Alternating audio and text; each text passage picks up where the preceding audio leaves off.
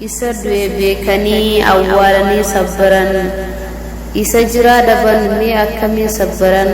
isa jiraa dhaban akkamiin sabbaran isa jiraa dhaban akkamiin sabbaran yaa jawwee koo ija Oromoota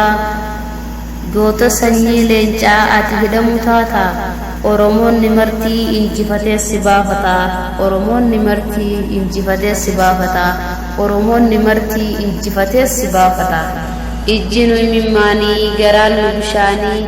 osoo hachaaluun sabbarin tan biraa dhageenye osoo hachaaluun sabbarin tan biraa dhageenye jawwee koo booji'anii maalitti yaadaa jiranii jawwee koo booji'anii maalitti yaadaa jiranii diqaalaan safuun beeytu kaya Oromoo hin taa'ini diqaalaan safuun beeytu kaya Oromoo hin taa'ini kayyaa Oromoo bikka jirtuun taa'ini kaleessa chaaluu dhabnee arra goota saamamne itti fufaa qabsoo tanif duuban deebine itti fufaa qabsoo tanif duuban deebine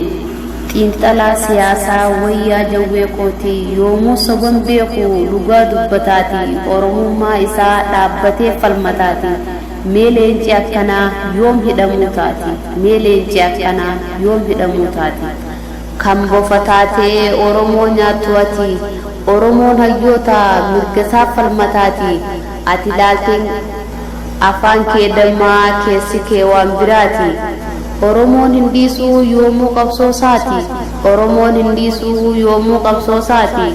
harree kee yaabbadhu gali Gondaritti harree kee yaabbadhu gali Gondaritti harree kee yaabbadhu gali Gondaritti